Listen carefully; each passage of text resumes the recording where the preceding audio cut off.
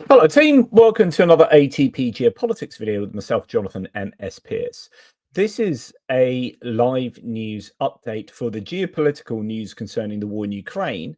However, I was just about to do this anyway. It was a bit of a last minute one. My missus said, "Oh, are you going to do live?" Because I'd mentioned I might do one, just because I said earlier today I've got so much content to get out and I need to get out my geopolitics, and I've done so many other pre-records. I've still got one more, an hour-long video I did on my slight change of mind over the Iran strikes, and hopefully that's a fascinating video for you. I don't say, say so myself. And then Iran's just decided to strike at a US military base in Qatar. So I'm not doing a live because this was happening. It's just coincided. I just changed the thumbnail to reflect that. Yeah, I'm not some kind of rolling 24-hour news, although sometimes I feel like I am. It's interesting where you're watching news coming through social media, and I said this when the Moskva was sunk back a couple of years ago. It's like how and I did a video segment on it at the time. How is it that I'm finding out about Moskva like 12 hours before it was reported on mainstream media? There were like live Mayday signals going out that were being shared on like Twitter and whatnot. And the open source intelligence community was all aflutter with that. And it didn't, because I guess, when you have to publish these things for mainstream media, you have regulation and you got to verify and so on and so forth, which is all good and right and proper. But it's sometimes funny, like these strikes in Qatar, you're just seeing all the video footage of these, like literally like half an hour before CNN run anything on it or whatever it is. I just thought it's quite surprising. Anyway, so this is mainly my my geopolitics news piece concerning really the war in Ukraine more specifically, but I am going to start talking about what's happening in Iran, because obviously that's pretty darned important, and these things may have an impact on Ukraine. It's quite difficult to work out what the impact of the conflict in Iran is and will be on Ukraine. It's certainly strangling the bandwidth, and Ukraine is off the menu. My biggest hope, and I've said this a number of times, I saw, I think other people, I think Pierre Dupont was saying this earlier on a WhatsApp thread I'm on. Hopefully, and it sounds weird, but hopefully this pits Trump against Putin, the Iran conflict, because if Putin is seen as the enemy, but guilt by association, as well, it's not just some kind of fallacy of guilt by association. Literally, they are allies. Like Russia and Iran are allies, and therefore, if you don't like Iran and you're advocating strikes on Iran, as many Americans now are, then really you should be thinking, well, if you don't like Iran, then you shouldn't really like Putin and Russia. And what we want is for Russia to be recognized as not an ally of the US. And I don't mean that in some kind of bellicose way. I mean, like, we can't expect Trump and his administration to help Ukraine if they see Russia, the foes of Ukraine, as their friends, because Ukraine just by default becomes the enemy, and that appears to be where it's at. So there needs to be some kind of demonization of Putin and Russia as a result of their alliance with Iran. And that's what I hope most comes out of this conflict as it is at the moment. Right. Okay, let's go and look at what is going on.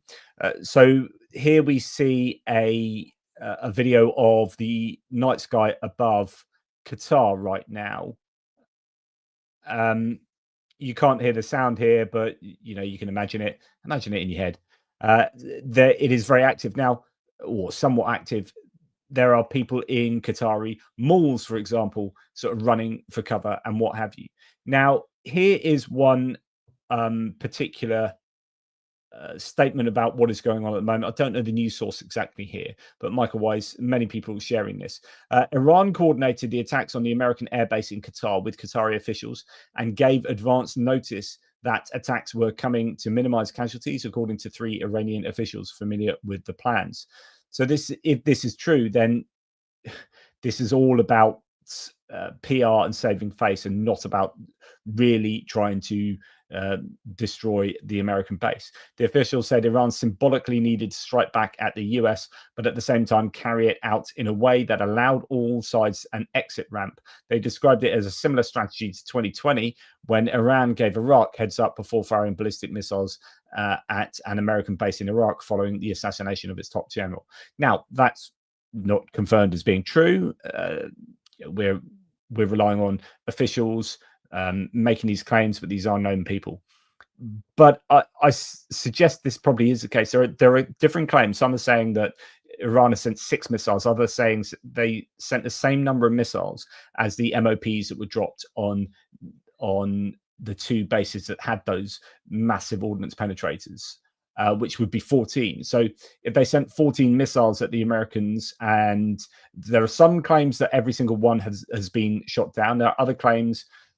I think there's some Iranian claims that maybe 3 have landed in the base. I don't know that that's at all been confirmed.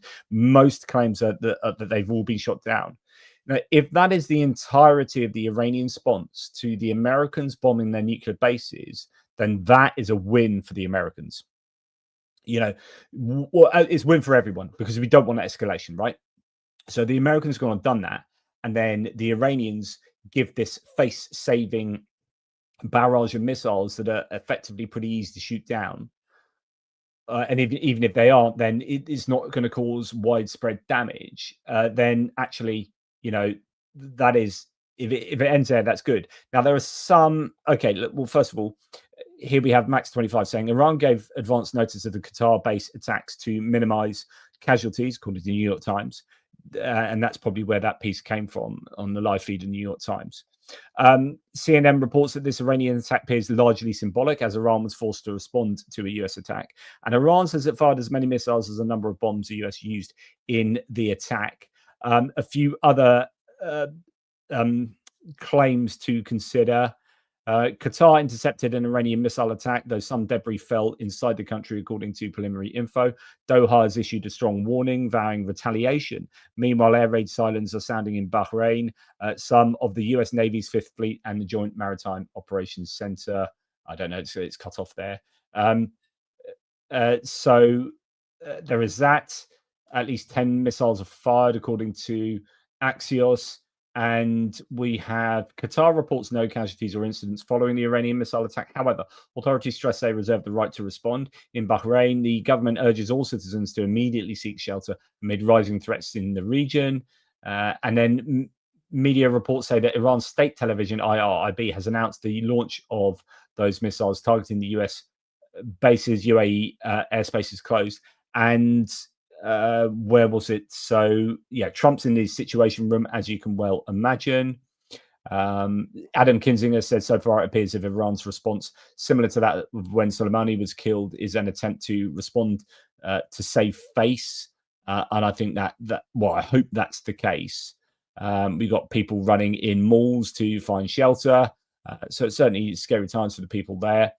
And then we have where is it?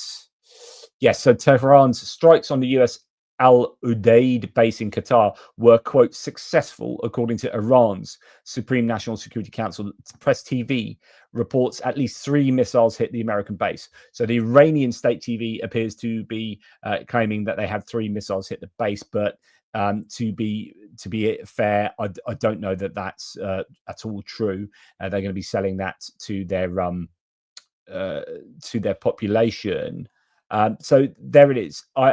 I think if that is the totality of the Iranian response, then that's good news for the international community. It's good news for the world. It means, you know, okay, the Americans did their strike, the Iranians did that, and let's draw a line in the sand and move on.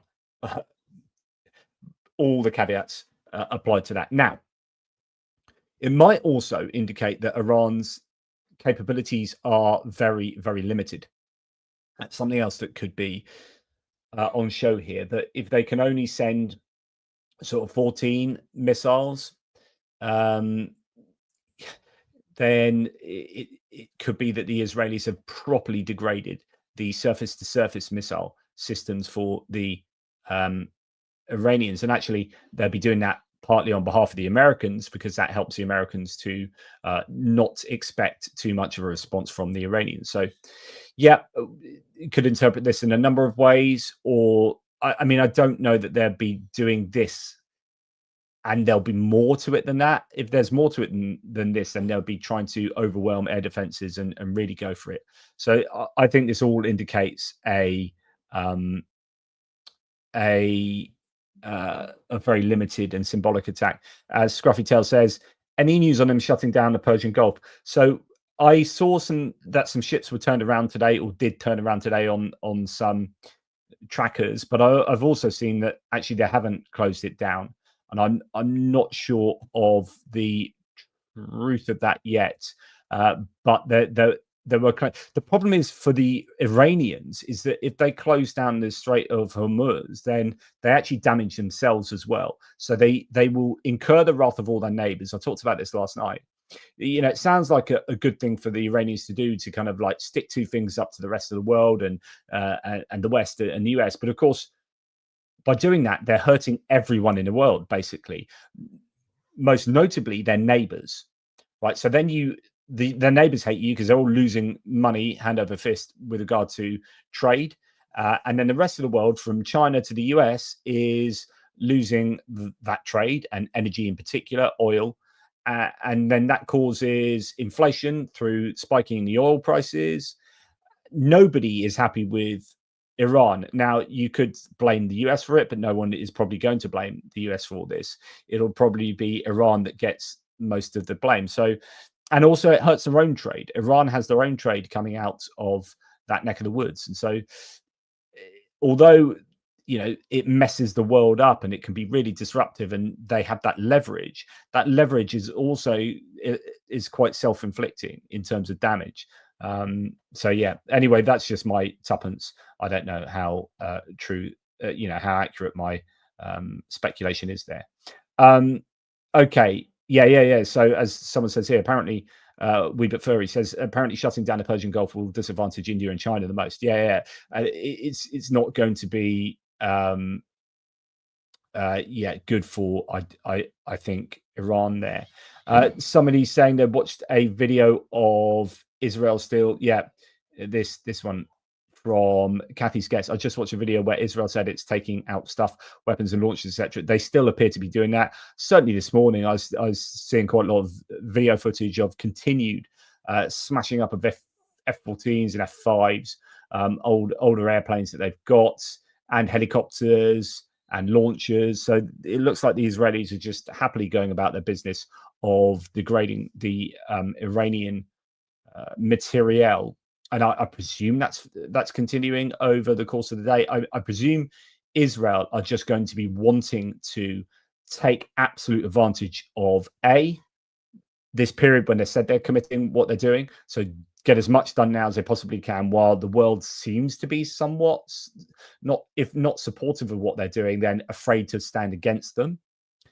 Because the US seem to be supportive of them. And so if I was the Israelis and was that way inclined, I would be like, right, we need to hit as much as we possibly can right now and go to town on them. And so, I'd assume that they will be continuing to do that day in, day out at the moment. And the other reason being that they'll never get a better chance, I presume, of having such complete air superiority as the claim is, and that gives them free rein to kind of do what they want. So I imagine they are just going to continue to absolutely smash up the Iranian defenses there. Now, I have done a video on changing my mind slightly on the justification for the strikes by the US on Iran. And where I keep telling you I'm sort of 55%, it's slightly plucked out my posterior. I say I'm kind of 55%, just about justifying it's okay. I've now applied some consequentialist ethics to a consequentialist ethical conclusion. So I'm doing 2 layers of consequentialist ethics. And I'm now thinking that they are not justified because the impact on the international community in basically thinking that anyone could do anything and the UN is completely impotent means that you are just allowing the biggest countries in the world, i.e., China and Russia, to kind of take this preemptive strike mentality and apply it. But I explain very carefully my shift and why that shift has taken place. And so I still think from a micro level, like looking at what the US is trying to do in Iran, I still believe it's justifiable, but you might have to fudge some of the legality here. So it's an evil for a greater good.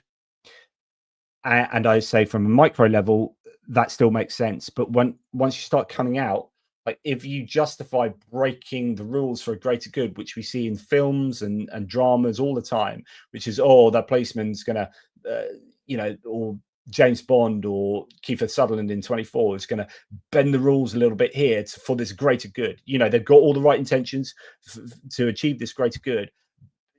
When you're watching a film that happens in this little ecosystem, that isn't a case of everyone watching it to then inform their behavior. So it works on a micro level. And then, Kiefer Sutherland's done that and he's saved the world from a nuclear explosion or whatever, blah, blah, blah. But it doesn't completely undermine the rule of law to the point where everyone's looking on and has their own behavior influenced by that. And actually, when you start coming to the macro level, that then becomes a problem because everyone's looking at this. So I've cogitated on that bit as mainly just listen to Rory Stewart. I had all these arguments in my head anyway, but I've just applied more of a weighting. I just actually think it's more important than I previously had calculated. So I'm now moving from 55% justification to probably 45% justification. So I'm now erring on the side of the US strikes weren't so sensible. Now, it could be that Iran stops doing anything other than this, and then we go back to diplomacy and blah, blah, blah, and it's all kind of forgotten about. But it won't be forgotten about in the sense that other nefarious nations are going to be looking at saying, well, there's now precedence for subjective preemptive strikes without really any kind of justification of imminence. And therefore, we're doing that because the US did it. And then the US can't really turn around and say, no, you can't do that, because you can just say, well, yeah, we can, you did it. So I think that is there's a slight change of my positioning, but Mark says, can't believe you listen to Rory more than me. It's not what you say, it's who says it. No, and I know exactly.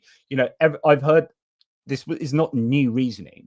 What I just cogitated on this, and I was just thinking, and I convinced myself that had more weight.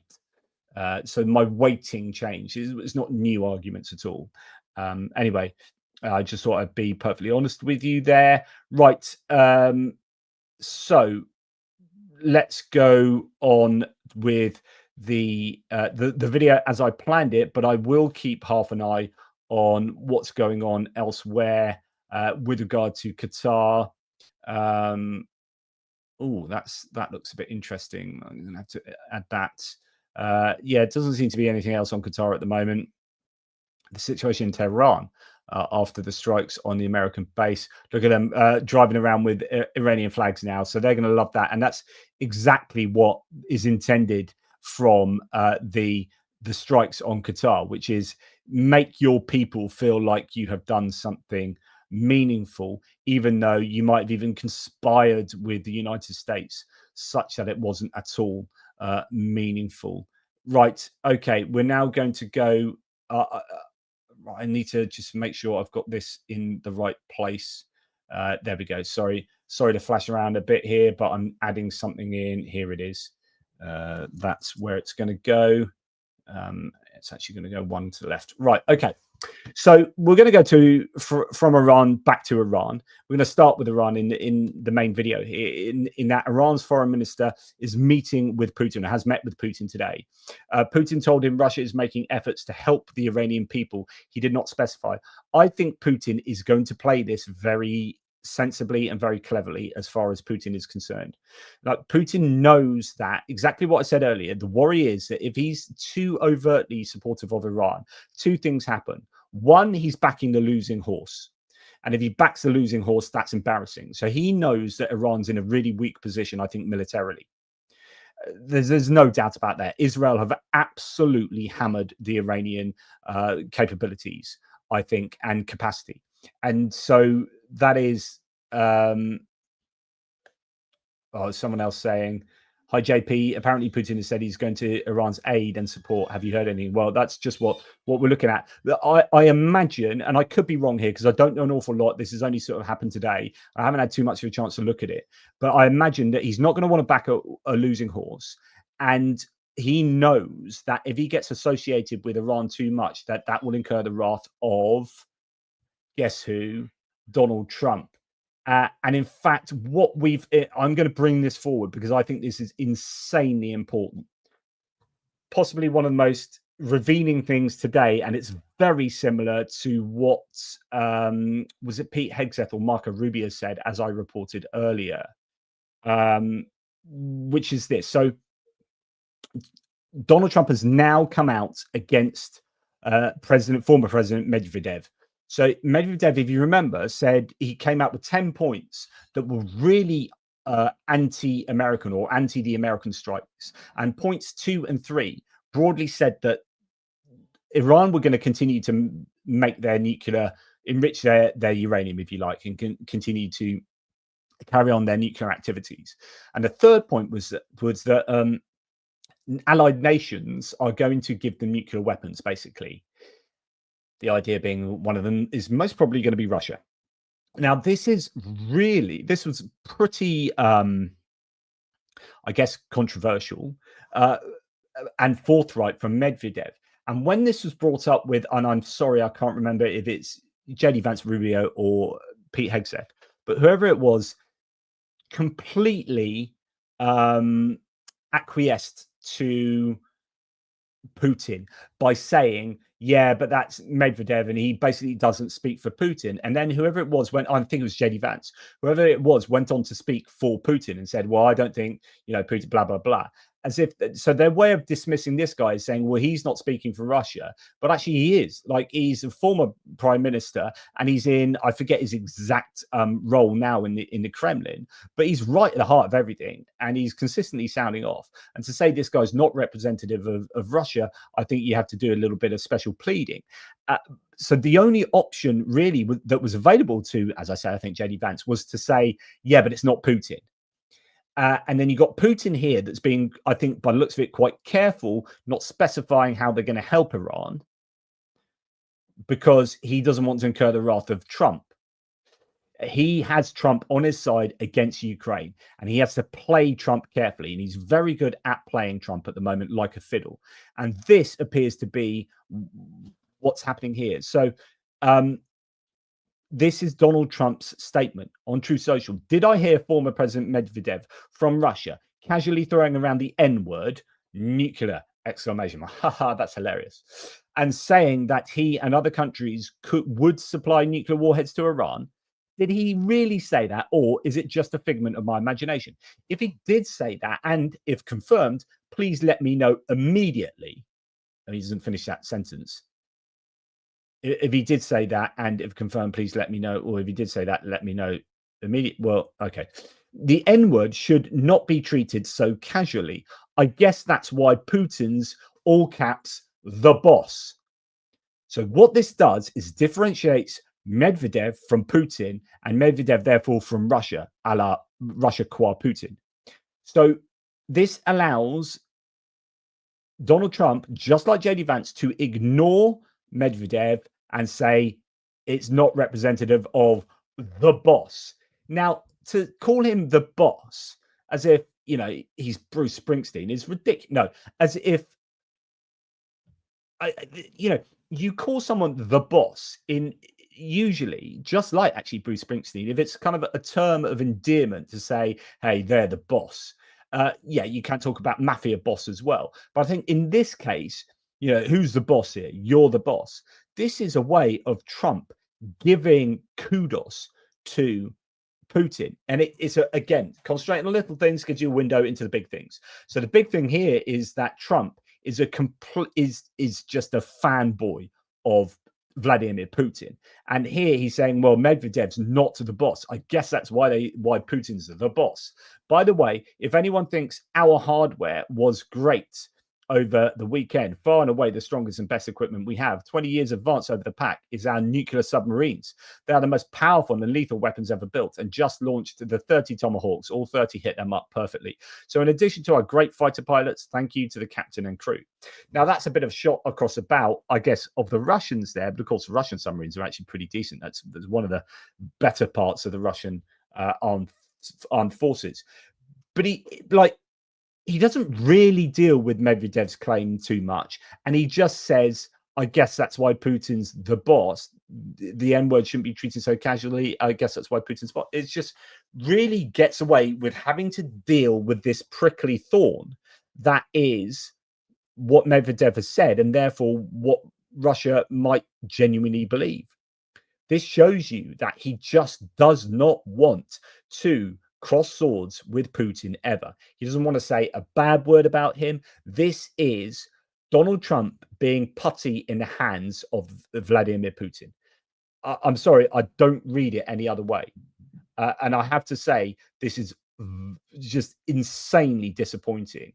I think Donald Trump is just incredibly weak. And I'm not just like saying that because I'm anti-Trump and whatnot. It's just, you cannot argue any other way. This man is getting manipulated by Benjamin Netanyahu and by Vladimir Putin, and I think by Xi Jinping. He just doesn't know how to negotiate. There are plenty of articles and actually videos out there on YouTube. If you go and search them up, like detailing how Donald Trump is not a good negotiator. When you look at his history, I mean, he's gone bankrupt a load of times. He's good in a kind of real estate boss in New York. That kind of where negotiation means that if you're in a power position, you can screw over your contractors. It's a really important point, by the way. This has been made by several people. I don't know if it's Michael Wolff, but Clive Unger, is it, or one of his biographers? No, Corey Johnson, someone like this was saying that that Trump is really good in exactly that sort of situation where he's the power guy and he's negotiating, but this isn't negotiating, it's bullying, right? He can bully really well. So he will screw over contractors, not pay them, go from lawsuit to lawsuit to lawsuit and take advantage of the situation because he's the big daddy and whatever. If you think that's negotiation, then okay, he's good at that. But when it comes to negotiating with people who are more powerful than him or on a par with him, or with people who hold leverage over him, he is insanely weak. And there is no evidence that he is good at negotiating. You look at the Doha agreement where he basically capitulated to the frickin' Taliban and then left Joe Biden to pick up the pieces, with regard to Afghanistan. When you look at the Iran nuclear deal and actually the negotiations with the Iranians so far, when you look at sending people like Steve Witkoff around and Keith Kellogg just to go and fawn over these global leaders, Trump is not a good negotiator. And I think you can just look at his entire back catalogue of international foreign policy, to get an understanding of that. So, when it comes to these people like Putin, they have Trump in the palm of their hands. He's just not very good at this. And yeah, I almost mentioned that. So it's the one I always do mention, actually, the backstabbing the Kurds. That was, I often say, the two worst points of Trump 1.0's Helsinki press conference, where he prioritized Vladimir Putin, a former KGB agent and dictator of another country, of an enemy of the United States, over his own intelligence services. That was egregious, to the point where the GOP had to come out the next day and reprimand for him, and he had to walk some of it back. It was that bad. But that's at the time when the GOP could stand up to Trump. They can't stand up to him now. They can't, and they don't. So that was bad, Helsinki. And then hanging the Kurds out to dry, throwing them under the bus in Syria, was an absolute disgrace. It was a disgrace. And I honestly, that was one of the most horrific of the foreign diplomacy mishaps of the Trump 1.0 regime. And this is right, Scruffy. So Trump doesn't care about international politics. I think you're absolutely right. He's not interested. And I was talking about this actually with regard to G7. So there are many reasons he left the G7. No doubt a bunch of these reasons came to a confluence. So you had Macron pissed him off with going to Greenland, and the Greenlanders being far more welcoming to him than to Trump. So that annoyed him. And then Macron in general, then the whole idea of Ukraine, and then having to meet Zelensky the next day. And then I think just being in these meetings, in these foreign policy meetings, where he's not interested and he doesn't know anything. I keep saying this, but he doesn't know anything. Listen to, honestly, do this. Please, please do this. For the next 20 times Trump speaks in public, for the next 20 times, I want you to listen to every word he says and ask yourself, what granular detail is he giving me about the subject about which he's talking? What granular detail, maybe something I don't even know.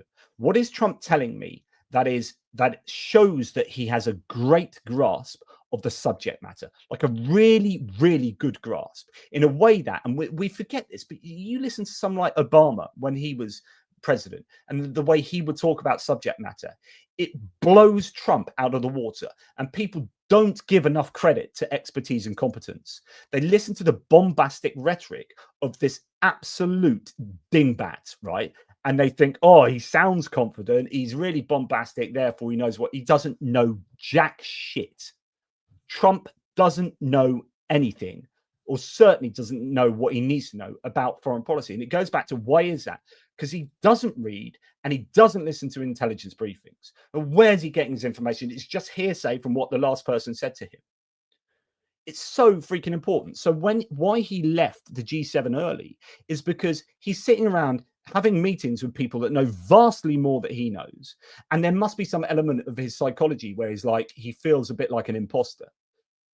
Right, these guys are talking in technical terms and about subject matter, and he's like there getting bored, falling asleep, and he's like, right, I'm going to go because I'm not the center of attention. I was getting asked all these questions by the press about domestic issues, and then Mark Carney said, right, that's enough. And no, it's not enough. I want to be the center of attention, answer questions. So he leaves early. It's not his thing, is not his bag.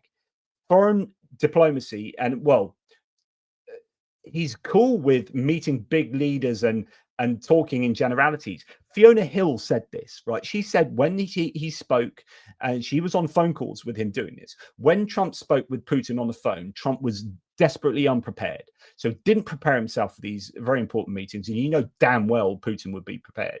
Trump was never prepared, came to these phone calls and then went on vibes, just went on the vibes, the kind of personality thing, and hope to like win the engagement through kind of vibes. And then when you hear about this morning about how and I'll talk about this in the video that you haven't watched yet because I haven't released it, but basically the New York Times and Rolling Stone both have articles on how the strikes were carried out, one through vibes.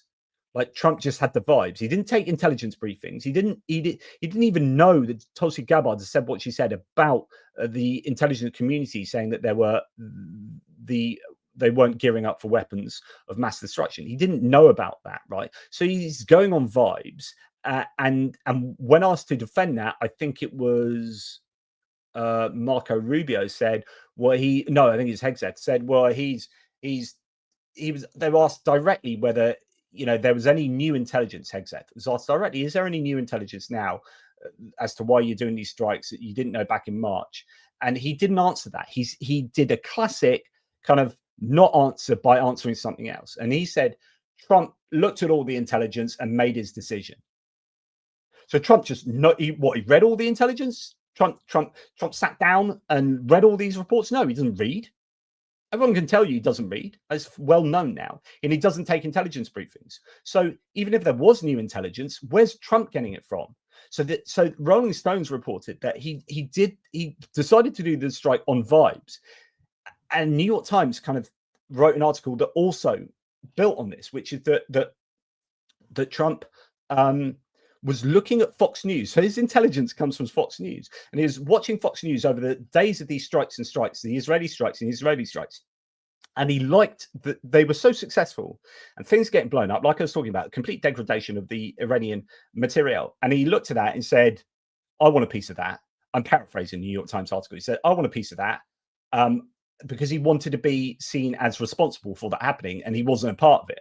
So the way he gets a part of it is like, right, what can we do? Let's go and get involved. And then, of course, he speaks to probably Benjamin Netanyahu on a phone. Netanyahu convinces him he doesn't have the knowledge to push back or know whether that's correct or not, takes on board what Netanyahu says and just goes for it, and then supports it. When you have people like Stephen Miller around him saying, yep, do it, etc., etc. These are Iranians, we hate them, they're Muslims, blah, blah, blah. So he's got all of that going on around him, and he ends up just going into this. Did he make that decision based on sound intelligence? Absolutely not. Does he have any requisite? Does he have the requisite knowledge of foreign policy? Absolutely not. He really doesn't. So Trump doesn't care about international politics. Sorry, I didn't even get past your first sentence, Scruffy. I think they are protecting Taiwan because the US needs Taiwan. Ukraine and Eastern Europe is not interesting to Trump. Certainly not interesting to Trump, but he's not even interested in Taiwan. He thinks that they have too much of a chip business and it's taken away from the US's chip business. So he's not even interested there. But again, that's in a zero-sum game. Like he's not interested in greater geopolitical strategizing. He's interested in like America being the real estate agent, or he sees America as the Trump in New York, right? It's like, who can we screw over? So when he says, we're going to take over Greenland and we're going to make Canada the 51st state. He's thinking, the US is a real estate mogul did I say real estate agent? I meant real estate mogul in New York, and I'm going to screw over my competitors and these smaller ones and these contractors. That's what he sees Canada and Europe. And the only people he sees on a level with him is China, Xi Jinping, and Putin and Russia. In fact, dictators. Anyone who's a dictator, Viktor Orban, they're like people that he won't cross. But everyone else is just either a contractor or a much smaller real estate entity that he's just going to crush in that localized idea. So that's how he sees the world in that zero-sum game approach. Like if I don't screw them, they're going to screw me. So I need to screw them. But the world shouldn't work like that. He's making it work like that, but it shouldn't work like that. The problem is everyone else is now afraid of the big real estate mogul, and they're not willing to stand up to him. Europe's not willing to stand up publicly to the United States because I guess the calculation is that might throw Trump into the arms of Putin more formally. And that's a risk not worth taking. But no one's willing to stand up to Trump. There is no other. I mean, we should exist in a world of alliances and working cooperatively for a positive sum game where we all benefit. But Trump doesn't work like that, so it's truly sad. Anyway, I've just completely gone off on one because thanks, Scruffy. Thanks, mate. 20 minutes. Right. Okay, so Zelensky has gone to the UK today. He's been there and he's met a bunch of people, including King Charles III. Now, check this out. Screw you, Oval Office. Screw you, Trump, Vance, and Marjorie Taylor Greene's boyfriend that asked him the difficult question about whether he's wearing a suit. This man is wearing, I don't know what you call it. Looks like a very soft-looking suit with lapels and whatnot. Wow. We have not seen your man wear that kind of get-up since before the war.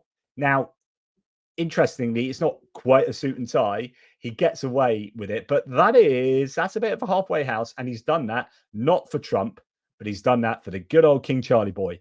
So there you go. I don't know what that tells you. So today, the King welcomed the president of Ukraine, Zelensky, to Windsor Castle for lunch, and then good old the royal family, this is their Twitter account, puts it also in Ukrainian because that's pretty cool. Did that. He also he said, I had a meeting with the speakers of the UK Parliament's House of Commons and the House of Lords, so Lindsay Hoyle and Lord John McFall. We discussed joint diplomatic efforts, the role of Parliament in making important political decisions, and the transatlantic unity. I presume he's met with maybe David Lammy and the Prime Minister as well, Keir Starmer, but I'm not 100% sure. I haven't seen too much because I've been sort of distracted by what's been going on in Iran. And Zelensky will travel also to the meeting of the Parliamentary Assembly, the Council of Europe, in France next week. So that's something to look forward to. But he needs to be careful when he's traveling. So news is coming out that an assassination attempt on Zelensky had been planned in Poland, and a plot was being prepared right at Rzeszów airport. According to Ukraine's security service chief Vasyl Maliuk, several scenarios were considered. One involved an FPV drone strike and another a sniper attack. So that is, something I'm sure we'll find out more about as time goes on. Right, Hungary and Slovakia have blocked the adoption of the 18th sanctions package against Russia, according to the Hungarian Foreign Minister Peter Szijjártó. This sucks. Those two countries' governments suck. And all I can hope is that Europe knew that might come, and they've got their contingency plan sorted out, which is something that Kaja Kallas has talked about previously, that she's got, Europe have been working on plan A, and plan A, obviously, which is the sanctions package in this case, but there is a plan B and a plan C that they can consider as well. So hopefully there's a way around that. The EU intends to impose the harshest sanctions yet in response to Russia's terror, according to French Foreign Minister Jean-Noël Barrot. He emphasized that Russia's war resembles an imperialist colonial campaign. I like Barrot. He's really supportive of Ukraine, and he says a lot of the right things. I don't know how that works, given Hungary and Slovakia have just done that to the kind of bog standard 18th package that the Europeans are trying to put on. But if there can be something that's done, that is, I mean, that's what we want to see. We want to see the harshest sanctions, and yet we also want to see the US do that as well, and they just don't seem to be willing or able. Well, they are able, they're just not willing.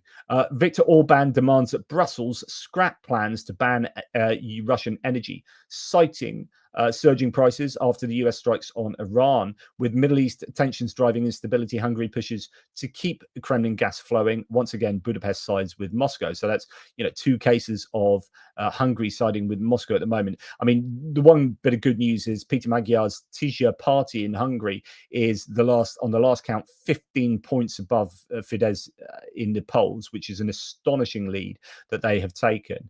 And it looks like Orban is getting less and less popular. That could partly be because I won't go down the Hungarian political rabbit hole there, but anyway, it's just good news. Kaja Kallas here. While all eyes are on the Middle East, people are dying in Kiev as Russia bombs Ukraine every day. I love that from Kaja Kallas. Let's keep the eyes on the prize here. Let's keep the eyes on the focus of Ukraine. Now, I know some of you think that I shouldn't be spending my time thinking about Iran and the US. I will continue to do that. A, I find it fascinating. B, I think it's super important in understanding what's going on in the world. And also, there is that interconnection. Everything in the world is interconnected, right? And how the US interact with Iran and indeed Russia over this can influence how they interact with Ukraine and Russia over Ukraine. So anyway, good that Kaja Kallas is saying that from more of a political point of view. Now, I talked about how there are potentially some really serious issues with the counting of the votes in the second round of the presidential election in Poland recently. So you had Nawrocki, who was your right-wing populist, against Trzaskowski, who is your centrist who's the mayor of Warsaw, Warszawa. Before a recount in 13 polling stations, the results were as follows. So here we have that potentially there was a huge amount of, and it might not be on purpose. So the way I understood it last time when I reported this was that, sorry, I've interrupted myself there, was that in Poland, you had the way you filled out the results was that it was always first, it was Nawrocki and then Trzaskowski and whatever. Well, actually, you only had the two. So you would always fill in Nawrocki's first. But when you receive the info, it had whoever was winning first. So it might have Trzaskowski first with like 10,000 votes and Nawrocki with 5,000 votes. But because Trzaskowski was at the top there was the idea that people were filling out the first input here with 10,000 votes, but it was Nawrocki here was first on the list and Trzaskowski second. and they didn't get checked. So there was a whole load of issues to do with this. So it might not have been like a rigging thing, but it was a genuine miscount issue. It could well have been, and as a result, there are loads of people. So that you've got these weird precincts that were taking that were like around. So in your real urban areas where you got a high number of votes and very much more aligned to Trzaskowski as your urban liberal representative, and you get these like 4 precincts, and 3 of them would show, you know, they're filled out correctly and show that Trzaskowski had a massive lead there, and then the other one would be completely swapped the other way, and you'd be like, how did Nawrocki get a 68% to 32% victory in this precinct when all the 4 around it were the exact opposite? And so there are loads of anomalies, as far as I remember anyway. And anyway, they've obviously done some counting here in just 13 polling stations, and they've shown that Nawrocki got 7,903 votes to Trzaskowski's 5,503 in the official count. When they've been recounted, it's gone even more the other way. Like it's big time wrong. So Nawrocki ended up with 5,292 and Trzaskowski 8,109. Now, if I remember correctly, Nawrocki won by 340,000 votes in that election across the country. And you could imagine that in those urban areas that there could be a bit of a switcheroo on the cards there. Wow. So you could have some, you know, well, that would be very controversial if they did a recount and found out that Nawrocki actually didn't win. That's what I'd certainly hope myself. And so I advocate for a big recount. Anyway, moving on. Kyiv Independent reports of Dutch protesters who regularly call for an end to military aid to Ukraine will descend on The Hague next week. So that's this week. That's now to protest the upcoming NATO summit, which is set to take place tomorrow and the day after.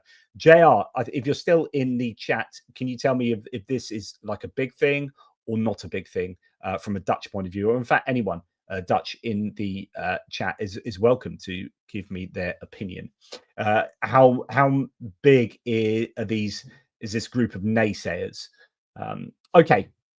What do we have here? The German military considers Russia an existential risk because the Kremlin is mobilizing industry and power specifically to meet the requirements for a large-scale conflict against NATO.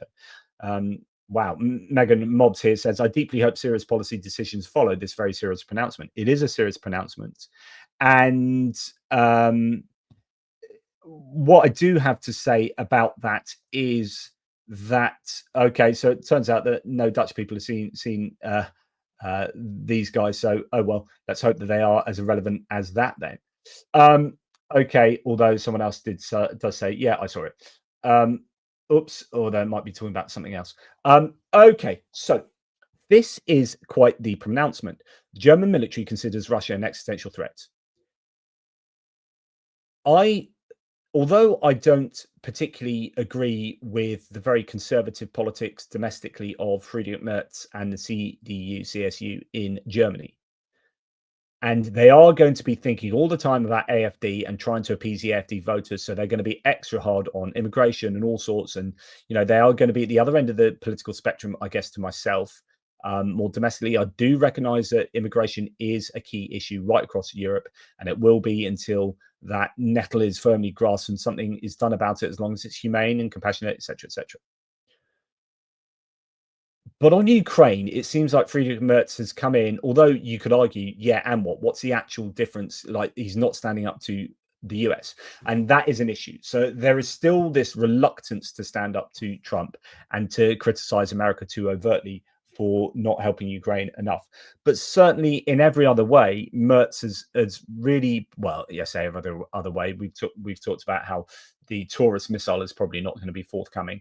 But I think they are doing stuff instead of that. So they are funding, they're giving way more than they even had already planned to give to Ukraine. And they're putting their money where their mouth is, the Germans, in quite a serious way.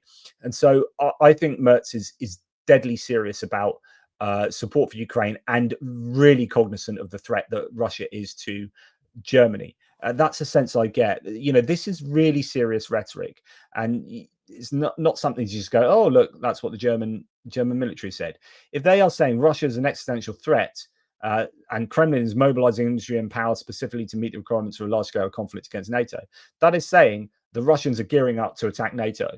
and if the German military is saying that, then that's pretty crazy. So let's hope that that German rhetoric translates into continued support for Ukraine. But wouldn't it be nice if some European leaders stood up to Trump more? But again, I presume they're able to do that. I presume to give all of these people who are otherwise potentially weak some charity. I presume the calculation is if we do that, then there'll be a much worse outcome. So it's better to acquiesce and just nod and smile at Trump whenever he says mental things and go along with him and go to the White House and go to the Oval Office and nod when he says things that are empirically false, and then just like bite our tongues, because if we do challenge Trump to publicly, then it divides us completely, and the US just effectively joins the other side more formally. I don't know if that's the consideration there. I presume it's going to be something like that. So Putin said that NATO, according to Anton Gerashenko, was provoking global militarization. Sounds a bit like Jeffrey Sachs and John Mearsheimer here, and inventing some possible invasion of Europe by Russia. He said that in response, Russia will continue to develop its armed forces and strengthen the security of Russia. This is the second time in a few days that Putin himself speaks of this. Of course, we all know too well that when Russia promises it won't attack, this most likely means the opposite. So today, Putin de facto openly stated that Russia will continue putting its economy on military rails, ramp up its war machine. Putin gives a perfect excuse that this is in response to NATO's militarization. In fact, it is exactly the other way around. NATO started increasing its military capacity in response to Russia. Very important to remember that. I've written before that Russia has no interest in its soldiers returning home, says Gerashenko. Consequently, an attack on Europe will only look logical. They will find excuses and justifications. Putin must be stopped. Russia must be stopped. Ukraine must be given all the support and resources we need. A rebuilt Europe integrated with Ukraine with our incomparable military experience will be the strongest defense for Europe. Time is playing against Europe. Hurry up, Putin doesn't waste any time. I don't disagree with any of that, but clear that Putin is going to blame NATO here and NATO expansionism, whilst also saying that, hey, we'll never attack Europe. And of course, he also said, hey, we'll never attack Ukraine, and we'll never attack Chechnya, we'll never attack Georgia. And you see what happened there. Now, President Trump is very disappointed about the latest Russian attacks on Ukraine and urges both parties to, quote, avoid escalation, according to the US ambassador to NATO, Matthew Whitaker. So it's nice that Putin got some rando. He's not rando, he's an ambassador to NATO, of course, far more important than I'll ever be in my life. But do you know what I mean? It's not Trump that's saying this. Trump isn't being disappointed in public about the Russian attacks. He's getting his ambassador to NATO to say it in the back channel somewhere. And eventually Anton Gerashenko mentions it on Blue Sky. So do you know what I mean? I want to join a lot of voices, both from the US and worldwide, condemning Russia's strike. It's interesting that he's saying, I want to join a lot of voices. That's him. It's not Trump. Trump doesn't want to join those voices, condemning Russia's strikes on civilians and extend our deepest condolences to the victims of the families of those affected. That's really interesting. So he says, I want to join a lot of voices, but we extend our deepest condolences. So he speaks on behalf of Trump when he's offering condolences of the victims. But when it comes to condemning Russia's strikes, it's I. He can't speak. I don't know if that's important. Again, the little things. To me, that says a lot. Anyway, including an American who was recently killed in the Russian strikes on Kyiv. President Trump has stated that he's very disappointed at people being killed in the middle of negotiations. We are calling for restraint and urge both parties to avoid escalation. I love this. So when it does come back to we, it's not, the escalation there is freaking Russia. Russia are the ones bombing Kyiv and killing civilians. It's not Ukraine. It's Russia. But you know what he says? We are calling on restraint and urge both parties to avoid escalation. I flipping hate this both sidesism of Trump. It is so weak. He is so enthralled with Vladimir Putin. It's sickening. NATO summit to sideline Ukraine and focus on flattering Trump, according to Politico. I mentioned this the other day. So Trump has to get credit for the 5%. That's why we're having the summit, our European defense official said. Everything else is being streamlined to minimize the risk. This is taking place tomorrow. It's going to be interesting to see whether Trump actually bothers turning up now that Iran and the US is doing their thing and having this merry dance.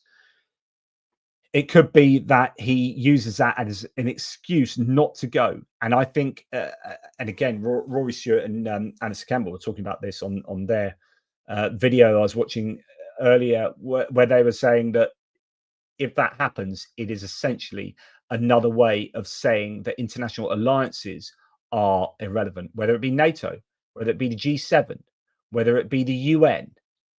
He's not interested. If he's not at the center of it, he's not interested. If it isn't, I mean, essentially, positive sum games are not of interest to Donald Trump. He doesn't do alliances, so he doesn't care for them. They're boring, blah, blah, blah. I could well imagine him not going. And if he does, evidently, they're not even inviting, I don't think, Zelensky anymore. I mean, they were talking about having a lunch between the two and streamlining the whole thing so it wasn't about Russia and Ukraine. But, you know, why else does NATO exist? It's just insane. It's insane. So, yeah, send Trump to a golf course and let the grown-ups get on with the summit. Yeah, there is a reason that Alexander Stubb, the Finnish president, you know, plays golf with Trump, because that is how to get to him, and that's how to do your diplomacy with him, I suppose. Right. So Keith Kellogg, Ben Hodges excoriates this. I think this is pretty heinous as well. Just imagine if, I don't know, Charles Brown said this, or Lloyd Austin. Do you know the serious kind of military appointees and envoys? Can you imagine Anthony Blinken saying this? Even Jake Sullivan saying this? No, because those are serious people doing a serious job. You may not have agreed with what Jake Sullivan did, but you know, he took his job seriously, and it wasn't all about bombast and vibes. Keith Kellogg should know better. Walking around the EOB West Wing today, there is a, quote, different feel, like if you're in a sports team that won a major game, or in business winning a major competitive contract. You strut differently. Helps when you have a president and a military able to be described in 2 words. Badass. I mean, you may think that sounds cool or whatever, but as is the special envoy to Ukraine, talking about how badass the US is after striking Iran, and how he can strut differently around the West Wing of the White House. And meanwhile, his daughter's in Kiev complaining that they're getting the shit bombed out of them on a nightly basis. He needs to listen to his daughter more. That's a disgrace. So General Ben Hodges says, "Sir, what has happened to you? Strutting is the last thing we should be doing. Battle damage assessment process incomplete. We don't know what comes next. The White House has not yet clearly identified the ultimate end state, and the Congress was not properly informed.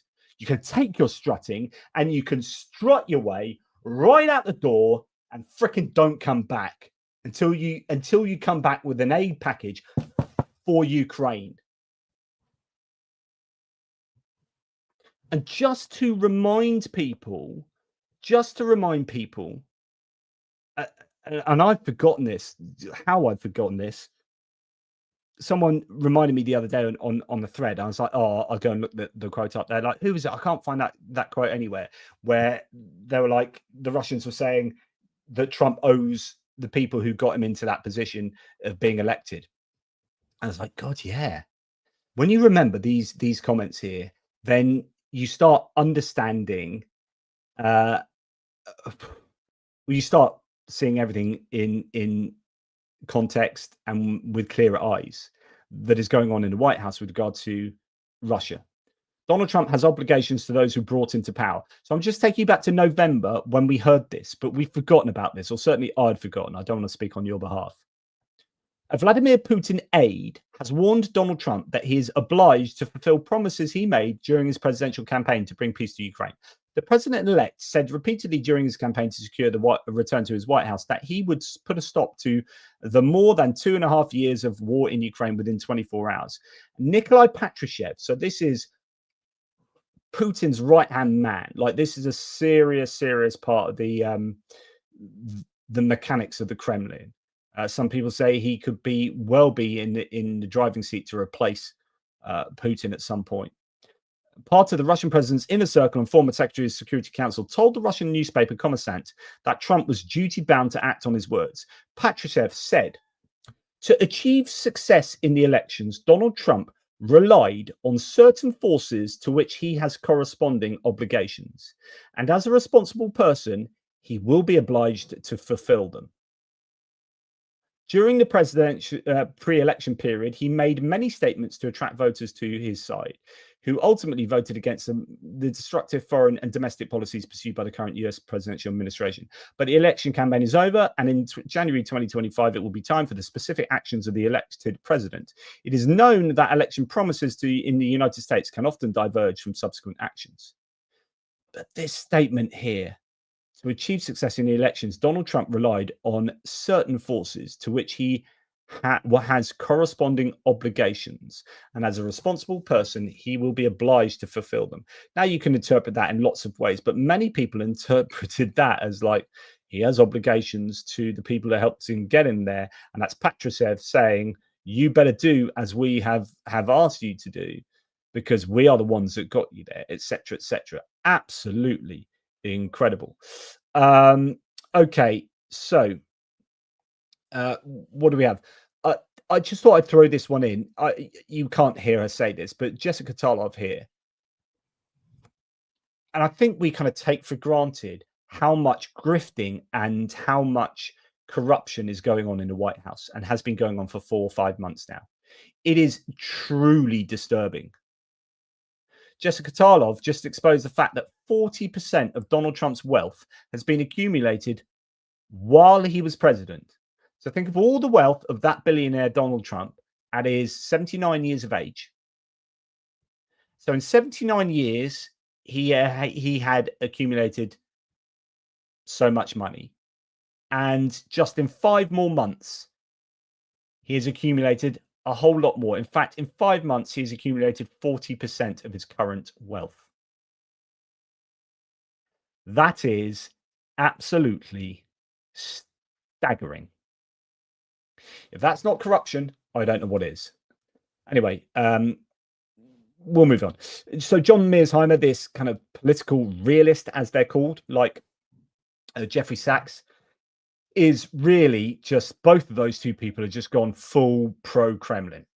Mearsheimer said that NATO provoked Russia, of course. He claimed Putin didn't want Ukraine, of course. Now Putin says Ukraine is Russia. Mearsheimer wasn't just wrong, he gave cover to a war of conquest. So Putin is now saying things that go directly against what these political realists have been saying for years.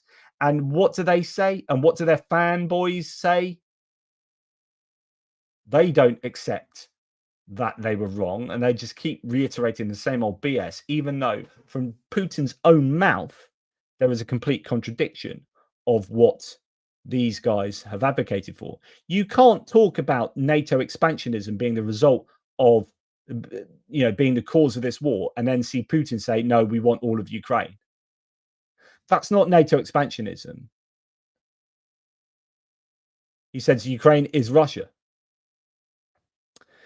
His realism only sees Russian interests, no room for Ukraine's sovereignty, no respect for its people's choices. That's not realism, that's imperial nostalgia in disguise. He mocked Ukraine's resistance, ignored Russia's failures, dismissed Ukraine's voices. His predictions don't just miss, they raised reality. Mearsheimer treats Putin's ideology like strategy, but this war isn't about security, it's about domination and Russification.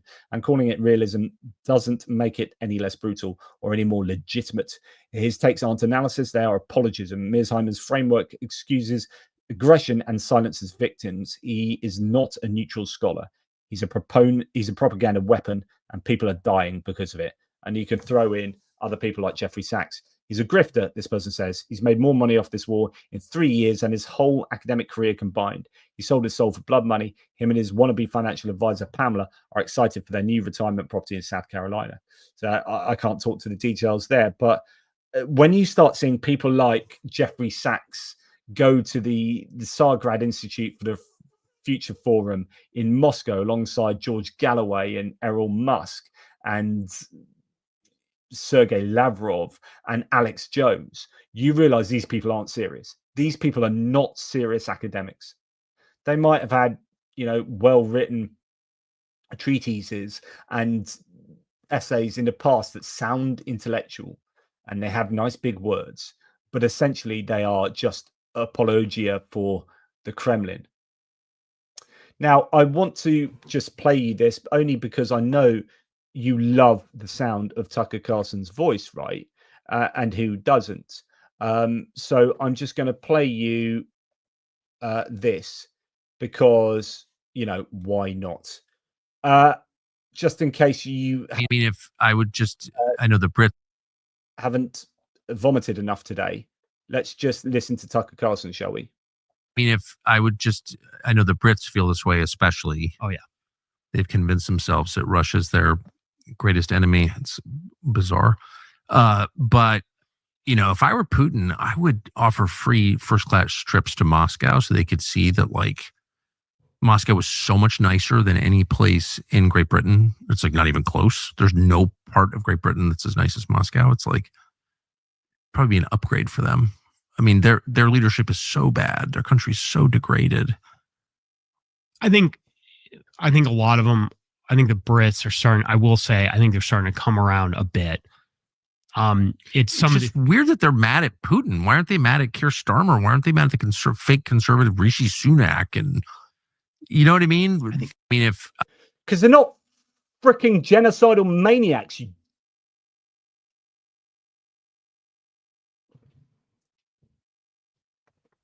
I can't believe that a human being can be... Does he really believe this? Does he really believe that there's no part of Great Britain that is nicer than Moscow? Has he been to different parts of Moscow? I've been to Moscow before. And I'll tell you what, it's not all that lovely metro station he went to. And it's not all the nice places he would have been taken by the ambassador or whatever. This is absolutely astonishing. It's just, why do they like Keir Starmer more than Vladimir Putin? I'll tell you why, because Keir Starmer is a former lawyer, former attorney general concerned with human rights. Vladimir Putin is a murderous dictator who has advocated for and is responsible for countless war crimes in Ukraine and elsewhere. And he was a former KGB agent. I would take Keir Starmer over Vladimir Putin every day of the week, every week of the month, every month of the year, every year of my life, and every life for time immemorial. You are such a bad human being. If there's any one of you out there that likes this man, please take a long, hard look at yourself and honestly think if you have got the right moral compass. This man, I think, is evil. Rant over. Right. Okay. Let's go back to Carlson again. Right. Okay. So that's what he says. Andrew, so what's interesting here? You don't even have it on the screen. So let me present that. I thought I just presented that. Where's it gone? Doing this for the second time. Okay, there you go. What's really interesting is Andrew Neil is super conservative. In fact, recently he's been spouting off in ways that have really irritated me. So he's a famous he's been an editor of newspapers, Spectator and real right-wing newspapers and whatnot. He started up to GB News, but then left it because it became too kind of concentrating only on culture wars and woke and stuff, even though that annoys him too. But he has recently been slagging off Keir Starmer in a way that's actually been lying. There's some things he said recently was just like debunked straight away. It's like, that is just out. So he's often full of egregious nonsense. But it's good to see him standing up for Britain here in a major way. So that must explain why Russian oligarchs and their families pour into Britain from Moscow, whereas nobody from Britain now goes to live in Moscow if they can avoid it. Tucker has long ceased to be a serious person. His dalliance with dictatorship is now complete. So there you go. Well done, Andrew Neil. And I don't often say that. Right. Timothy Milovanov here saying, and just to remind you who he is, the School of Economics, Kiev School of Economics used to be the Minister of Economy for Ukraine a few years back. He says, the US now backs far-right regime changes in Europe. What can Europe do to stop it? So we know this. US has been backing AfD, and of course Nawrocki in Poland, and then you had Karlin Georgescu in Romania, and then indeed George Simeon after him. And you know, all over Europe, you've had JD Vance come over and lecture us and on freedom of speech and whatnot, whilst at the same time advocating for unfree sort of or advocating for political parties who would be I think bring about the very opposite of freedom of speech, etc., etc. Anyway, it's very clear that US has been supporting these kind of movements in Europe. What can we do about it? Bas Erlings, ex-minister to Rutte, Mark Rutte, the former Dutch prime minister, who is now the Secretary General for NATO, says the answer is pragmatic, not ideological. Refuse coalitions with the far right, win voters on emotion, not facts. That's interesting. So what happens with populism is quite often it's solving very complex problems with simple and often emotive answers. Whereas the left, I remember Ed Miliband, the Labour Party in the UK, and the Conservatives at the time. Boris Johnson easily won the election, and he did it on a 3-line manifesto, which is get Brexit done. That was all it took. You didn't need to read his manifesto. You didn't need to see how serious they were about education, this and that. People voted for it on get Brexit done. He won the election on that. And the Labour manifesto was really detailed, loads of facts, we're going to do this policy because blah, blah, blah, blah, blah. All of it, like, pretty sound as far as I'm concerned. But like, you're not going to win an election on that. You need to either sell a narrative, or you need to just be really simple. 3 words, evocative. You know, back when Blair got in, it was education, education, education. Mehdi Hassan's book talks about this. Yeah, I forget what the name of his book is. How to win arguments or whatever. You know, the rule of 3. But you can it's just really simple stuff or emotive stuff. And the Republicans in the US have been very good at this for a very long time. So the Democrats, very similar to Labour and Conservatives. Democrats have been like, okay, we're going to do this policy because blah, blah, blah. And, you know, absolutely right, most probably. And the Republicans go, they're going to come and steal your guns. They're going to murder babies. And they've just been so good at campaigning on hearts and minds.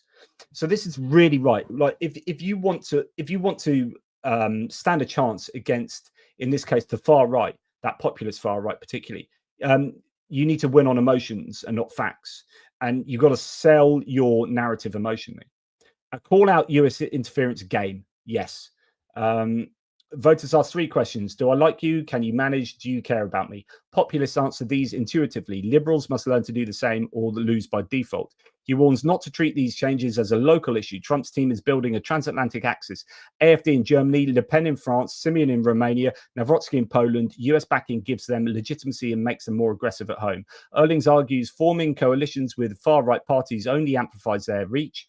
He points to the Dutch case where bringing Geert Wilders' PVV into government backfired. It collapsed in 11 months after Wilders demanded unconstitutional anti-migrant measures. Far-right parties like PVV and Austria's FPO follow the same pattern. They enter government, provoke constant crisis, and then exit while blaming the others. They radicalize the conversation without solving anything. You could argue that's exactly what is going on in the United States at the moment. This is honestly, and I'm going to make some links in a second. A recent State Department document frames Europe as a hotbed of digital censorship and mass migration, a threat to US security. Erling says the mistake is to respond defensively, don't justify, reframe, speak directly to people's emotions and values. The Washington's aim is to dismantle liberal pro-EU governments and install nationalist ones aligned with Trump's agenda. It's soft regime change via elections and not coups. By the way, exactly what Putin wants as well, with rhetoric and funding. And we're going to talk about funding in a second and rhetoric. Erling says Europe's far right thrives on US political backing, and centrist parties make it worse by joining coalitions with them. They should learn to compete on emotional credibility, not policy detail. That's fascinating. Right, I'm now going to show you an example of this that I've just found out about today. I love it when these things link. I love making connections. This is one of my favorite things to do on this channel, which is to say, look, that's what's happened. This is what this person's saying here. Oh, look, here's an example of this happening exactly right now. So I'm going to take you back to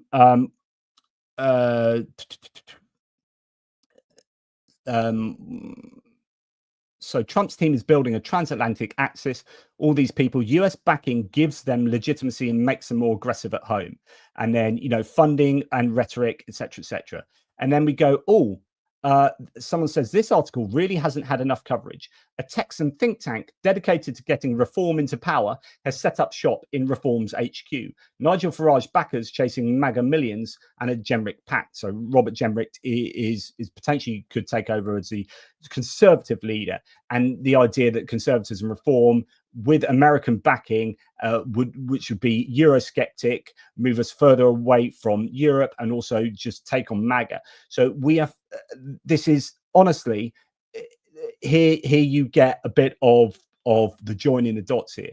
So the US wanting to undermine European unity and bring in nationalist governments to think in their own little way without working in cooperation on a positive sum game with everyone else to form what I guess Trump sees as a more unified competition against the United States. He wants to break up the EU in order to get a greater competitive advantage over it. And here's an example. So again, to stay with reform in the UK is proposing a Britannia card. So in the US, you've had Trump offering $5 million. You know, people pay $5 billion from abroad, they can get a special green card that gives them access. You know, they can become a US citizen. So Reform UK is, I remember someone arguing with me that Nigel Farage isn't like a MAGA version in the UK. And it's like, have you seen he wears a reform-coloured MAGA cap when he goes to the rallies of Mr. MAGA Trump himself, and every single policy they're trying to get in, like Doge, they literally got Doge in the councils that they run. Every policy is imported from Trump. And here we have Reform UK is proposing a Britannia card that would let wealthy foreigners pay a $250,000 fee to move to the UK. We're so desperate, it's not $5 million. You can do it for $250K, mate. And live here exempt from all tax on their foreign assets. What they don't say is it would cost the UK 34 billion to do that. And there's been some analyses of this that you can go and check it. Reform, the party of tax dodgers, plans to sell exemptions to the wealthy who wish to come to Britain. A one-off payment will exempt them from inheritance tax, from paying on their tax on their overseas wealth. The new party of the rich. And this is exactly like, so the American MAGA republicanism is, in my opinion, an appeal to the working class, but for the benefit of the rich. So they're just trying to bring in the big, beautiful bill that's going to take, I don't know, 14 million people off Medicaid, and it will give a tax cut to the rich, and it will shift up the debt ceiling by $4.5 trillion or whatever. And the real debt will be absolutely spanked. And yeah, it's a party for the rich sold as the working for the everyman, if you like. And that is what reform is in the UK. It's just a carbon freaking copy. Now, again, to join the dots, let's look at a couple of examples. So what we just heard mentioned, a number of these different successes of far-right populism in the EU. One of them is Geert Wilders. I've talked to you before about if you frustrate these parties from getting into power, then they never get to prove how shit they are at being in power. Right? These guys are not serious. It happens in the UK where we've got a bunch of councils that are now run by Reform. because Reform were like the anti-establishment party, and then they got sweeping victories in the local elections. You've got all these councillors that don't know how to run. They've got no interest really in being actual councillors. They've got no experience. Like Kent County Council has just taken on, no, it was Durham, was it County Durham County Council, like 50 out of the 56 new councillors with Reform, weren't they? Something like that. And only 4 of them had experience. 4 of them had governance experience. And what happened is all the meetings were getting cancelled, and it was just complete chaos, and there's paralysis. So when you vote for unserious people, you get unserious people ruling, and they end up showing you that they're not very good at ruling. So the argument is that you kind of need to let them get in charge so that everyone realizes, oh, these guys are actually really crap, and they don't get voted in again. So the idea is that AFD or Rassemblement National need to actually find some power so that people can then learn that they should actually reject them on the basis that if the only thing you really care about is immigration, you know, look at what's going on with the MAGA at the moment. The only thing they care about is immigration. The only thing they care about is this one tokenistic, or, you know, really important subject to them, but it means that they don't have the expertise or the desire to be proficient in these other areas of governance, and it turns out they're not very good at doing all these other things. So there's a couple of examples of this. So Finland, and correct me if I'm wrong, Finnish people, but Finland have just had a coalition of the right with the Finns, which is a party of the populist right, and they have gone right down in the polls. So if you, that was exactly where I wanted to be, and it's disappeared. Why can't I do what I want? Anyway, I've got too many tabs open, and YouTube's really, really struggling here to do what I want it to. So you here you have. Okay, so this yellow line is the Finns party, and the blue line is the right-wing party they're in coalition with. And this should basically support what I'm trying to tell you. So they went into coalition. They're riding high up here. Yes, let's get them in, anti-establishment, right-wing populism. And then they ended up ruling, and then people realizing that they were just a bit crap. And they've absolutely tanked in the polls to the point where look at where they're at now. Absolute shocker. And yet the coalition party they're in with, like the sensible right, centre-right national coalition, has not suffered in the polls. These populist parties that exist on the extreme, I don't think are very good at running countries. And you can go and see a great example of this in, what's that country? It's quite a big one.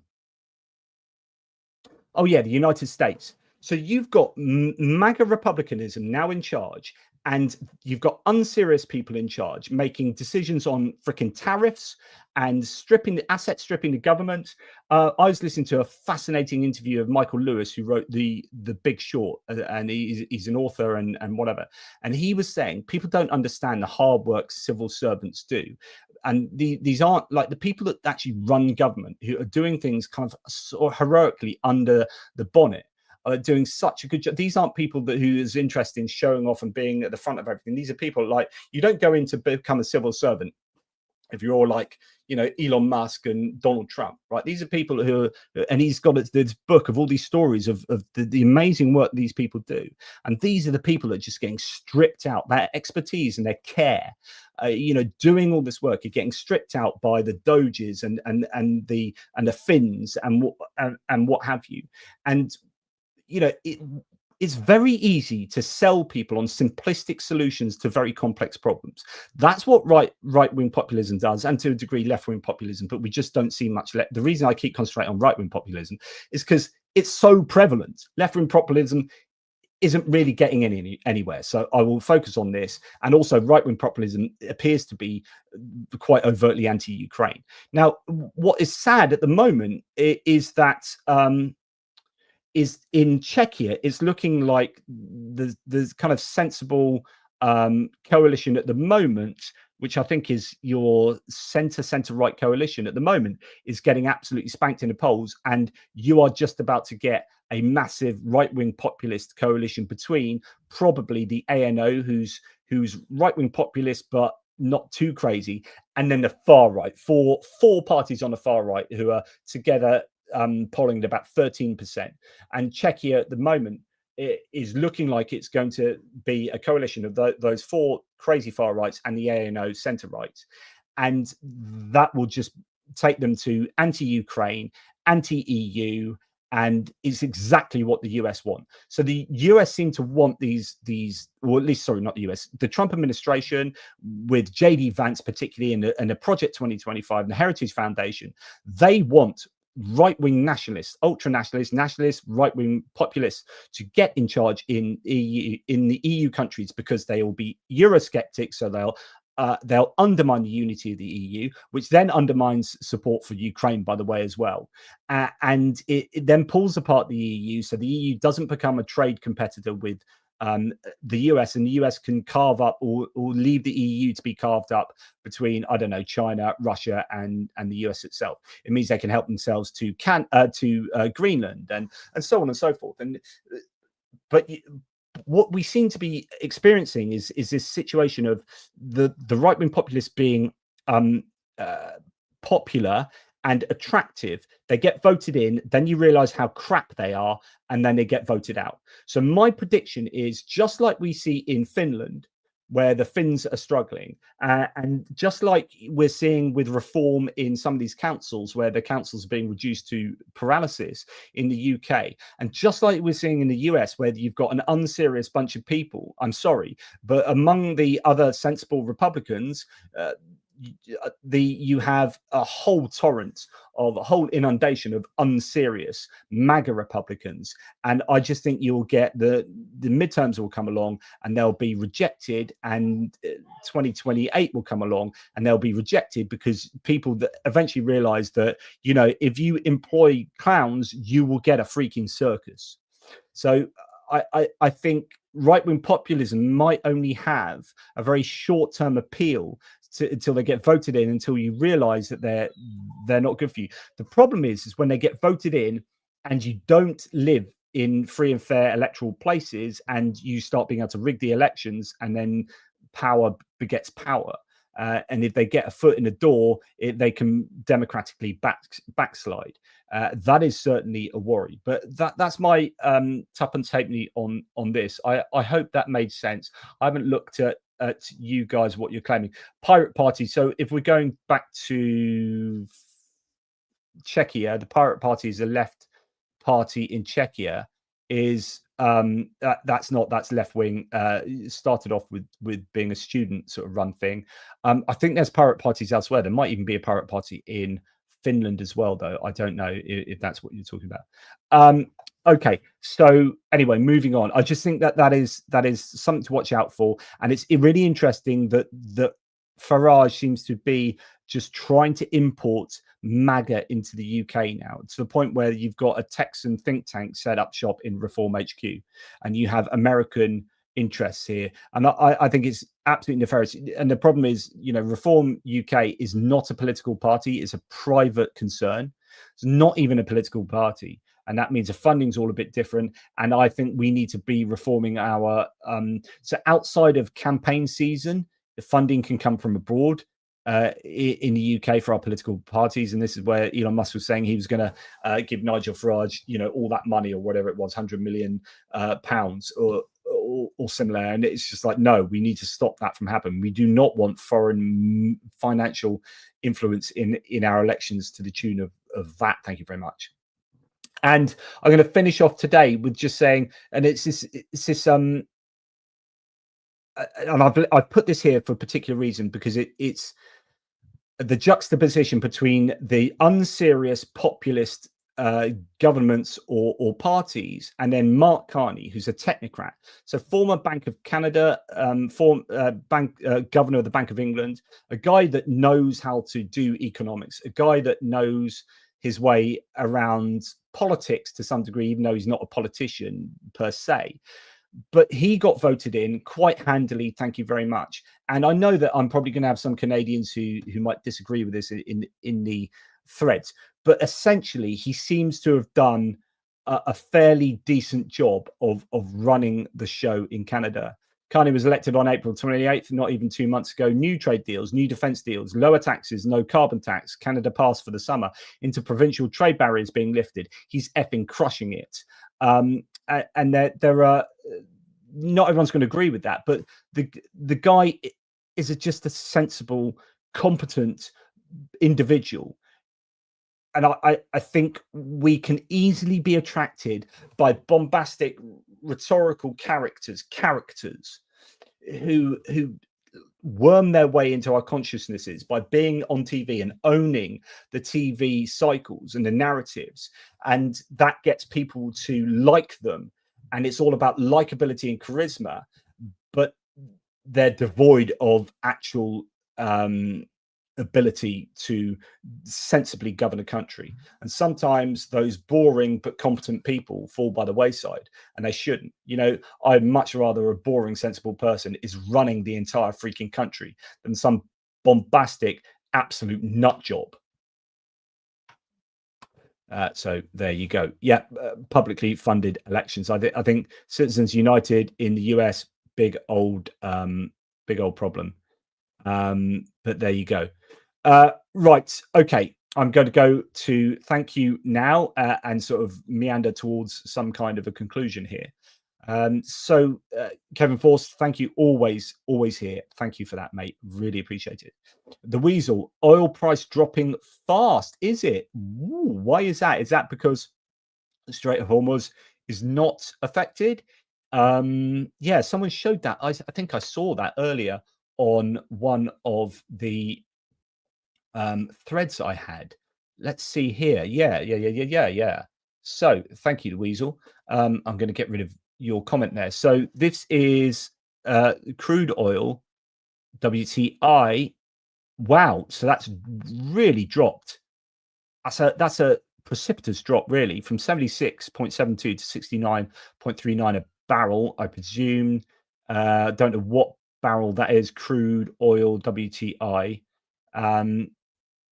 Now, that's really good. That's what we want with regard to Ukraine. That's what we want with regard to inflation. We need that to continue to drop and to be even lower than that. That'd be nice. Thank you very much. So yeah, thank you, Weasel, for reminding me to talk about that. Right, we want this over quick. This is probably from the beginning of the video. We want this over quick. There are masses already heading out of Iran. Yes, absolutely. Richard Demi, thank you, by the way, the Weasel. Richard Demi, thank you very much. Awesome. As thank you, Stephen Bendal. Thank you for your kindness as well. Off here too. You're very supportive of the channel. I really appreciate you, Stephen. And if you haven't checked out the Norwegian chats I've had, it's not been in Norwegian, but with Stephen, go and check them out on the live tab. Weebit Furry says, I hope that you can make it up with Talaria. I think it would be a shame if you and her fell out permanently. Her reaction on was excessive, in my opinion, but her heart's in the right place. Yeah, absolutely disagree. Like, so she had a go at me for my position on Iran. Here's the thing, like, I am certainly the busiest I've ever been, and I've always been busy. I'm always do things and work hard at whatever I do. I've always worked hard at it. I work really, really hard. I'm not, oh, poor me, whatever. I love what I do, and that's why I work as hard at it as well as I do now. But the reality of my situation is I've got a publishing company, and it's very small and it's very time consuming, and I've put no time into that. And I've got, like, 12, no more than that, authors on my books or whatever. And that's kind of labor of love, but I have to put in effort into that every year. I have 2 children. I do sometimes 5 videos a day, sometimes even more. And I have people contacting me on something like 7 different platforms, where about 100 people contact me a day. And that's why I don't reply to all the messages I get, because I physically can't. And so when someone gives me a bunch of threads on something, or says, why haven't you read all my articles? I've written these articles. Why haven't you read them? You need to be blah, blah, blah. Like, it's very difficult for me. it's just too difficult for me. I can't do everything. I'm on my own. If it wasn't for, I know JR's helps out with the campaigns, and that's absolutely amazing. So I wouldn't be able to do campaigns without him. Benny Pie helps me out with like tech stuff, and that's amazingly helpful. And Grimsoft with the Discord. But essentially, it is just me. It's just me assimilating, collecting all of this data, assimilating it, talking to you, trying to understand how the world works. But I am just a one human being, and I can't do everything. And like, you know, please remember that, people, because I know that there are so many messages I've not answered because I'm just not physically able to do so. So yeah, I get into trouble for not reading what people sent me and not watching all the videos people send me. I will try to if I can, but do you know what? I've never been as busy as I am now. I work at this, or even when I'm spending time with my family, I'm looking at my phone. Even when I'm in the shower, I'm listening to podcasts and news and whatnot. When I'm driving, when I'm doing anything and everything other than like giving my loved ones direct attention, I'm working on stuff, and so I just don't have any more time. I'm sorry. Thank you, FOI. I do have time for alcoholic beverages. Some of those alcoholic beverages is while I'm speaking to you, and I won't be afraid to admit it. Thank you, Mark's the Little Whiskey Shop, as I keep getting white ports from him. So check him out. He has some Ukrainian wines in stock that you can help Ukraine out with, and a little bit goes to charity there. Johnny Nevergard, really appreciate that. Thank you. Michael Viewchar, thank you for your gifted memberships, and thank you for your continued support, Michael. And you're someone who's I've got messages that I need to read of yours, and I really should, and I will. Daryl Thomas, thanks, mate. Could it be that this is a big three posturing, starting chaos in the world, ready for the big takeover? I wonder how much is agency and purposefully carried out. You know, is it a case of actually thinking, let's carve up the world, or how much actually happens that will bring that about? And there's kind of intuitions of that, but it's not like understanding that the three of us are going to sit down and carve up the world. So yeah, playing all these countries like pawns, starting little chain reactions and setting the stage. Sometimes I wonder how much Trump is able to think about bigger ideas like this. And I think that there's an awful lot of people around him who probably do have much more strategic thinking, such as what goes on with Europe. Like Trump goes, I don't like Europe. I don't like the EU. I didn't like Angela Merkel. I don't like this alliance over there. And, you know, if they fall apart, then we can be stronger. It's zero-sum game. So that's how he understands it. And there'll be other people who'll be taking that strategizing levels and levels further, who are around him, who are arguably therefore more dangerous. But he's the figurehead. But yeah, it's interesting to wonder how much actual ideological strategizing goes on at the very top of these nations in terms of, you know, what they want out of the world. I think that's the sort of thing that goes on with Russia in terms of trying to undermine the EU, and I think it probably goes on around Trump, but Trump himself will have an element of that, but it'll be a simplified element. Thank you, Daryl, by the way. I really appreciate it. Stephen Bendal, again, now the US sends former translators back to Afghanistan. Who's going to help the US in the future? That's a really good point. If you haven't seen my ICE video, my recent video on what's going on in the United States, it's truly scary. It's truly scary stuff. There's a video today that I watched, actually it's yesterday, of a guy, an undocumented migrant, who was taken off the streets. 4 people were pinning him down, and one person was punching him repeatedly in the head. His 3 sons, well, one is a veteran in the US Marines, and 2 are serving. Like, these are people serving for their country, and they are watching videos online of their dad getting punched in the head by quasi ICE agents in balaclavas. And you're like, why am I fighting to defend the notions and ideologies of this country? And that's what I'm seeing. My own father getting the shit kicked out of him by ICE. It's absolutely incredible. And then there's at least one Afghan translator who's been whipped up. You send him back to Afghanistan, he's dead. He helped the US Army. He's following all the right rules, gets arrested. I think, was he in court where they got him as well in the courthouse? And you're like, what are you doing? What are you doing? Zeb Carter, thank you very much, Zeb. Really appreciate that. And Weebit Furry, don't be sorry, you effing legend. Sorry, not sorry. So thank you everyone for supporting. I really appreciate that. Thank you to all the mods and everyone in the live stream here. Thanks for another great stream, says Kevin. Thanks for all the great support of Ukraine. Yep, thank you all. Please don't forget to hit the like. Slava Ukraini. Absolutely. So I was looking recently. ICE uniform and trappings is the ideal cover for terrorists in America. Yeah, it's already happening. People have impersonated ICE. And also you can buy it. So people are saying, well, how have they got all this police stuff on them? And if you look at all of their kit, it's all different. So they've all just got like I've got one. If I can get one, they can get one. So you get yourself a vest like this.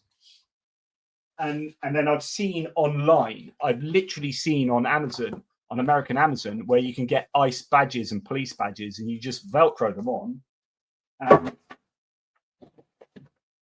Shite. You can Velcro them on, and then lo and behold, it takes you 10 minutes, and you can be your own ICE agent. So yeah, it's all highly controversial. BME, good to have you on board, matey. Jonathan, can you put a link in for the petition for the Warrior infantry fighting vehicles to go to Ukraine and grab a drink? Thank you very much. That's a really good point. Let us just remind ourselves of the Warrior petition. Warrior petition. This is one. This is it here. So what BME is talking about, and thank you very much, BME, is this. So the transfer UK Warrior infantry fighting vehicle to Ukraine. You can only fill this out if you are or you can only sign it if you are a UK resident. You won't be able to do it otherwise. Basically, it sends you. It's the official government one. You just won't be able to do it. Yeah, but if you are British and you haven't signed this, please do. If it gets up to 100,000, then they have to debate it in Parliament. Otherwise, at the moment, it's after over 10,000, which gets a response from the government. And this is something that I forget his name. Ross Ritchie. That's it. Ross Ritchie is trying to get done. He's had supporters. I think was it Ben Hodges? I don't know. A few others like that have been sort of sharing this around. So yeah, please go and do that. And if you can't find it, just put Warrior Petition UK into Google. You will find it. So if I don't have a link there for you, it's not difficult to find. I literally just Googled it. So yeah, please do that. I'm British, but now living in Germany. I'm sure you'll be able to do it. I think you just need a postcode and they'll send you an email and blah blah blah. Yeah, it takes 2 minutes. It takes less than 2 minutes. So please do it. And oh yeah, JR, the fundraiser. So the other thing is Car for Ukraine. If you go to ATP Geopolitics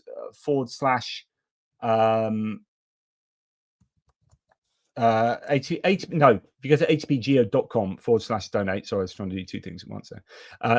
That will be really great. It will take you to this. Summer Sunshine, ATP Geopolitics. This is for Car for Ukraine. We are already pretty much at the halfway mark, which is fabulous.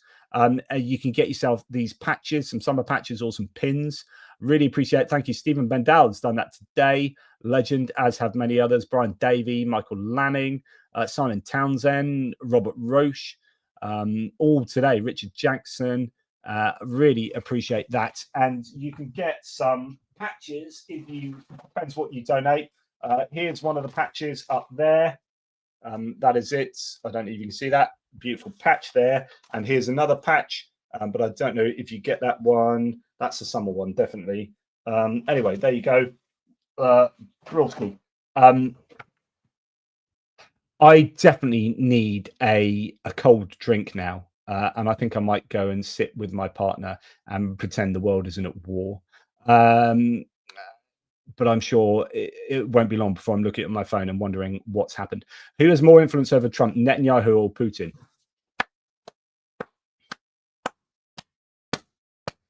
What a question. I love it. That's let's go down the pub and talk this over.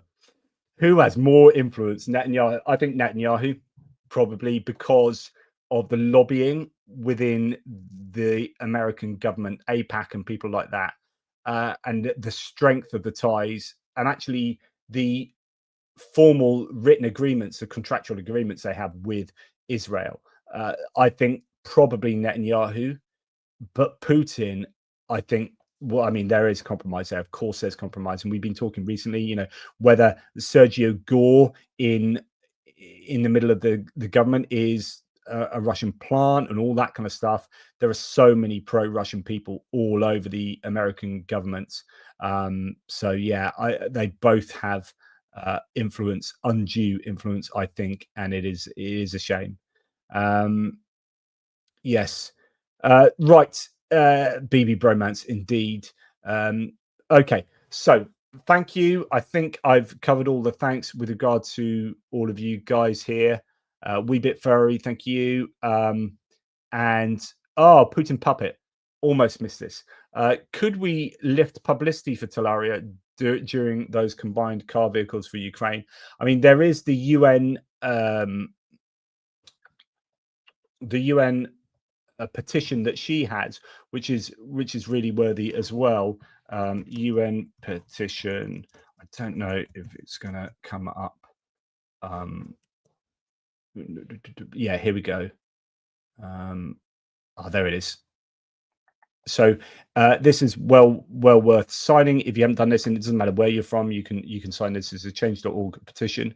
So this is one Talaria has done. Well worth doing that. That's only got 1,021, and really that should have hundreds of thousands. I mean, it's just obvious. Like a petition to get Russia expelled from the UN and the Security Council, and then they have to, you know, rejoin as Russian Federation, not the USSR. They do not have the right to just adopt the USSR's kind of seat, if you like. It's not a permanent seat. It's like you can't adopt it, but they did, and no one really is doing anything about that. Anyway, they should not have, so therefore they should not have the veto in the Security Council, so on and so forth. So please go and sign that. That will be in the live chat. I'm going to put it there now. And go, and then after you've spent some time over here, you can go and hang out with Greg Terry streaming with Jake Bro in 25 minutes, apparently. So there you go. Go and knock yourselves out, guys. Enjoy spending some time with Greg and Jake. Okay. Now, is that all? Thank you. Take care, everybody. I'll try and add some of those links in the description. For the time being, I really appreciate your support. You are all fantastic people. Well, most of you, those who aren't, have been kicked out, I'm sure, by the mods. You guys take care. I'll speak to you tomorrow. Toodle pips.